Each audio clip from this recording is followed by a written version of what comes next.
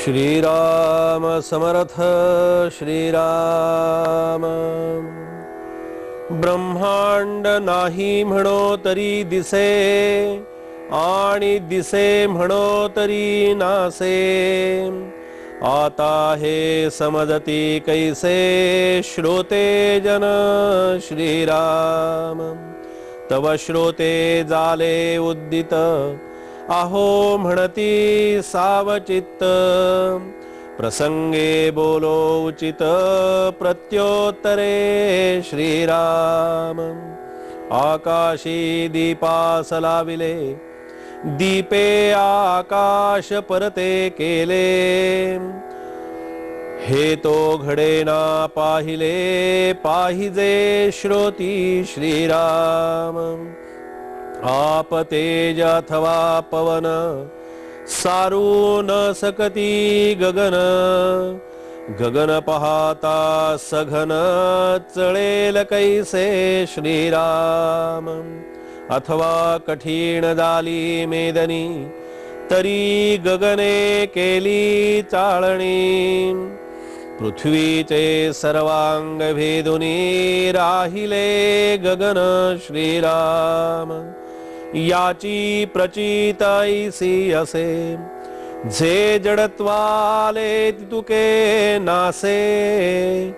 आकाश जैसे तैसे असे, चळणार नाही श्रीराम। वेगळेपणे पहावे, तयास आकाश म्हणावे। अभिन्न होता स्वभावे, आकाश ब्रह्म श्रीराम। तस्मात् आकाश चळेना, भेद गगनाचा कळेना। भासले ब्रह्म तयास जाणा, आकाश म्हणावे श्रीराम। निर्गुण ब्रह्मसे भासले, कल्पू जाता अनुमानले। म्हणून आकाश बोलिले, कल्पनेसाठी श्रीराम। कल्पनेसी भासे भास, तितुके जाणावे आकाश। परब्रह्म निराभास, निर्विकल्प श्रीराम। ब्रह्मांड नाही म्हणावं, ब्रह्मांड समजा अस्तित्व आपल्या समोर दिसतंय, त्यामुळे ते नाही म्हणावं तर प्रत्यक्ष वस्तूच्या रूपानं आणि प्रत्यक्ष अस्तित्वानं आपल्या समोर आहे। आपल्या डोळ्यांनी ते स्वच्छ दिसतंय, पण त्याच्यामध्ये गंमत अशी आहे की जे डोळ्यांनी प्रत्यक्ष दिसतंय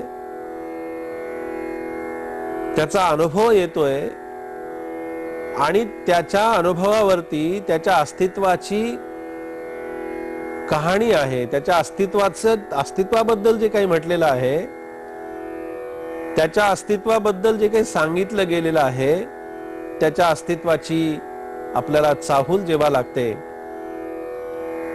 तेव्हा आपल्याला त्याचा अनुभव आल्यानंतर काही क्षणातच ती वस्तू आपल्या डोळ्यासमोर नाहीशी झालेली आपल्याला दिसते। आणि प्रत्यक्ष पाहिली हो, आता इथेच वस्तू होती, पण डोळ्यांनी पाहिली वस्तू, मी त्या प्रत्यक्ष तिचा अनुभव घेतला, ते प्रत्यक्ष मी हातामध्ये घेतली, पण तिथे ठेवलेली वस्तू ती गायब झाली की तेव्हा तिचं अस्तित्व संपलं। हे जे आहे हे ब्रह्मांडाचं अस्तित्व आहे। हे ब्रह्मांडातली प्रत्येक वस्तू ही अशा प्रकारची आहे, आता आपल्या क्षणात आपल्या डोळ्यासमोर आहे, पण क्षणात ती वस्तू कुणीतरी घेऊन तरी जाईल, त्या वस्तूची तोडमोड तरी होईल, ती वस्तूचं समूळ अस्तित्व तरी नष्ट होईल, किंवा एखाद्या वेळेला ती वस्तू अशी पूर्णपणे त्याच ठिकाणी संपून जाईल। अशा अनेक वस्तू आहेत जगामध्ये। मग हे ब्रह्मांडाचं अस्तित्व आहे। म्हणून श्रोत्यांच्या ज्या शंका आहेत की समर्थ या ठिकाणी असं म्हणतात की श्रोते, या ब्रह्मांडाचं नेमकं स्वरूप आपण प्रथम समजून घ्यायला पाहिजे। ब्रह्मांडाचं अस्तित्व काय असतं, ब्रह्मांड जसं आपण ब्रह्माचं अस्तित्व पाहिलं, ब्रह्माचं अस्तित्व आपल्याला अनुभवाला येत नाही, पण ते परमेश्वराच्या रूपानं आज आपल्या समोर आहे. वृत्तीमध्ये आनंदाच्या रूपानं ते आपल्या बरोबर आहे, अनुभवाच्या रूपानं ते आपल्या बरोबर आहे. ईश्वराच्या दर्शनाला जाण्याची उत्कट इच्छा अंतःकरणामध्ये निर्माण होते. शिर्डीला जाण्याची इच्छा होते, अक्कलकोटला जाण्याची इच्छा होते, शेगावला जाण्याची इच्छा होते, सज्जनगडावरती जाण्याची इच्छा होते.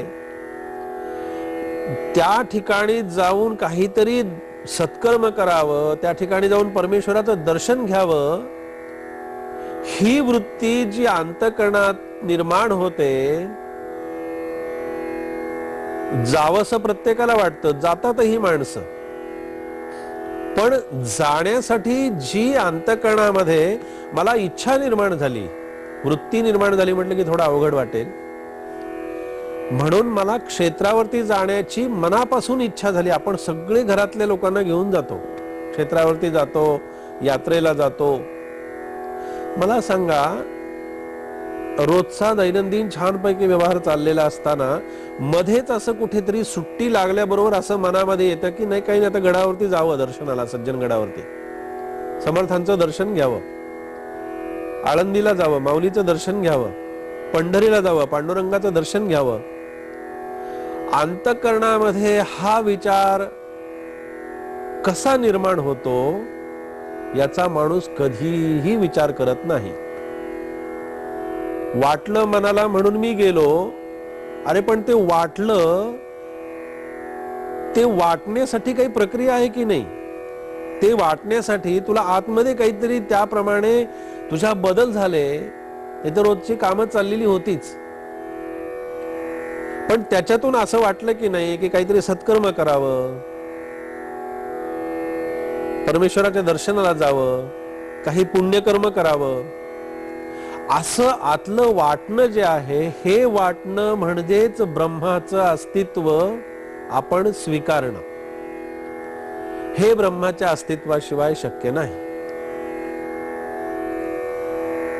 म्हणून इथे समर्थ या ठिकाणी असं म्हणतात की त्या ब्रह्माचं जसं अस्तित्व आहे तसं त्या ब्रह्मांडाचं अस्तित्व लक्षात घेतलं पाहिजे. की आपले विचार ऐकून जेव्हा एखाद्या माणसामध्ये काही परिवर्तन होतं, त्याच्यामध्ये काही बदल होतो, त्याच्यामध्ये काही प्रमाणात का होईना एकदा परिवर्तन झालं की आपल्याला मनापासून बरं वाटतं.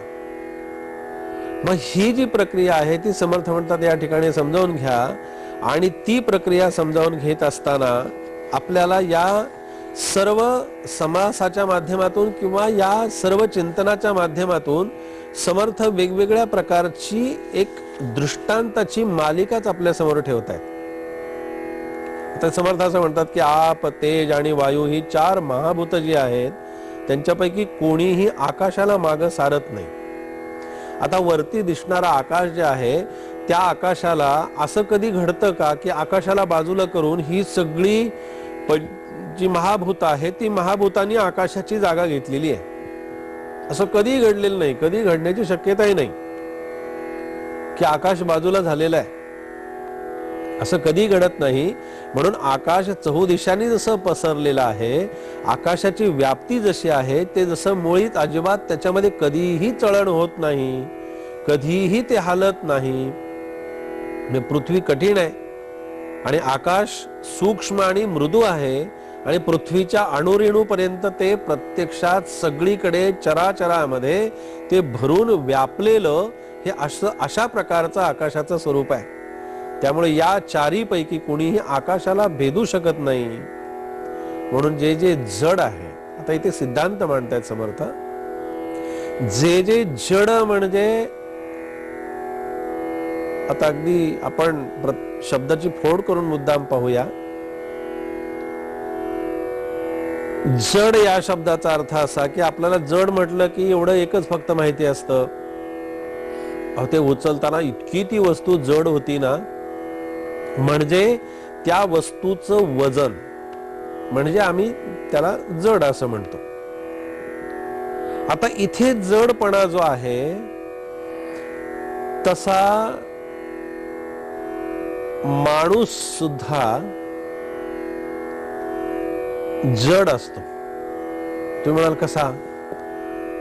कितीही त्याला सांगितलं, कितीही वेळा जरी त्याला सांगितलं की अरे बाबा थोडा लवकर उठ, जरा ध्यानाला बैस, थोडं रामाचं चिंतन कर, थोडा चांगला ओंकार कर, त्यामुळे तुझ्या श्वासातले चांगले दोष जाऊन तुला चांगला एखादा अनुभव त्याच्यातून येईल. तो सांगितल्यानंतर म्हणतो बुवा हो नक्की, आता अगदी उद्याच्या गुरुवार पासून सुरुवात.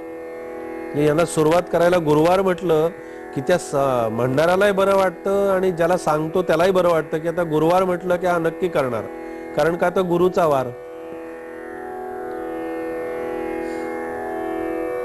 एखादा गुरुवार करतो, एखादा गुरुवार, दुसरा गुरुवार, 1-2 गुरुवार पर्यंत नक्की करेल तो. पण 2 गुरुवार झाले की तिसऱ्या गुरुवारच्या वेळेला याला वाटतं की अरे 2 गुरुवार मी हे केलं पण मला काही त्याच्यातनं काही अनुभव आला नाही.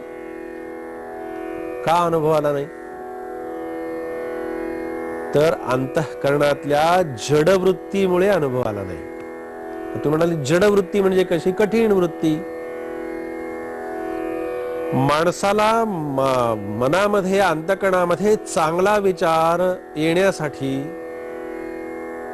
साधकाचं अंतःकरण हे मृदू असण्याची आवश्यकता असते. मृदू म्हणजे मऊ, कोमल. उगीच नाही समर्थांनी रामाजवळ मागणं मागितलं. रामाजवळ मागणं मागताना समर्थ अंतःकरणापासून रामाला प्रार्थना करतात. कोमल वाचा दे रे राम, विमल करणी दे रे राम, रघुपति राघव राजा राम, पतित पावन सीताराम. तुझी आवडी दे रे राम, दास म्हणे मज दे रे राम, रघुपति राघव राजा राम, पतित पावन सीताराम. कोमल वाचा दे रे राम, विमल करणी दे रे राम, प्रसंग ओळखी दे रे राम, धूर्त कळा मज दे रे राम. याच्यातला कोमल वाचा दे रे राम जो शब्द आहे तो इथे या विषयाला अनुसरून ते रामाचं चिंतन आपण या ठिकाणी करतोय की हे कोमल अंतःकरण फार पूर्वजन्मीची पुण्याई असेल तर एखाद्याला लाभतं. पण हे कोमल अंतःकरण पूर्वजन्मीच्या सुकृतामुळे, पूर्व पुण्याईमुळे जर एखाद्याला लाभलं तर उत्तमात उत्तम. पण जर हे कोमल अंतःकरण लाभलं नाही तर मग काहीच व्यवस्था नाही का परमार्थामध्ये? तर आहे. हे जड अंतःकरण कोमल करण्याची व्यवस्था या नाम साधनेमध्ये आहे, प्रभू रामचंद्रांच्या साधनेमध्ये आहे, प्रभू रामचंद्रांच्या उपासनेमध्ये आहे. प्रभू रामचंद्रांचं अस्तित्व आपल्या जीवनामध्ये उतरवण्यामध्ये ती आपली कोमलता दडून बसलेली असते. म्हणून समर्थ या ठिकाणी तो दृष्टांत मुद्दाम देतात की आकाशाचं उदाहरण नेहमी दिलं जातं. कशासाठी दिलं जातं? आपण नेहमी आता हे चिंतन करत असताना व्यवहारातल्या काही उदाहरणांचं मुद्दाम आपण दाखला घेतो. आपण म्हणतो की नाही सहज एखाद्या माणसाला, त्यांचा अंतःकरण ना म्हणाले आकाशासारखं आहे, असं म्हटलं की लगेच आपल्याला पटतं, असं सांगितलं की लगेच आपल्याला विषय तो लक्षात येतो. आकाशासारखा माणूस अगदी इतका दिलदार माणूस आहे, मोठा अंतःकरण आहे आकाशासारखं, असं म्हटलं की मग ते आकाशाचं अस्तित्व लक्षात येतं. पण इथे आकाश म्हटलं की लोक लगेच आकाशाकडेच बघायला लागतात. आकाशाची व्याप्ती अशासाठी आहे, आकाशाचं उदाहरण अशासाठी आहे की आकाश चळत नाही, आकाश ढळत नाही आणि अत्यंत विस्तारपूर्वक हे आकाशाचं अस्तित्व आहे. म्हणजे साधकाला साधनेसाठी अशा आकाशाचीच उपमा या ठिकाणी लागू पडते की आकाशासारखंच त्यांनी असावं. आणि म्हणून समर्थ या ठिकाणी असं म्हणतात की आकाश जसं आहे तसंच राहतं, ते कधी चळत नाही, कधी ढळत नाही. थोडक्यात काय तर आकाश हे भूत असलं म्हणजे पंचीकरणातल्या भाषेमध्ये, तरी त्याचं अभिन्नत्व आणि त्याचं अस्तित्व पाहून या आकाशाला ब्रह्म म्हणायला वास्तविक काहीही हरकत नाही. तर समर्थ म्हणतात थोडक्यात काय तर जे निश्चल आहे, जे स्थिर आहे, जे शाश्वत आहे, जे कधीही त्याचं अस्तित्व म्हणजे त्याची जागा सोडत नाही, त्याला आकाशाची उपमा दिलेली आहे. आणि हे परब्रह्माचं स्वरूप जे आहे ते आकाशासारखं आहे. म्हणून आकाशात पतितम तोयम यथा गच्छति सागरम. आकाश हे परब्रह्मामध्ये, आकाश या परमात्म तत्वामध्ये आकाशाची व्याप्ती खूप प्रचंड अशा प्रकारची आहे.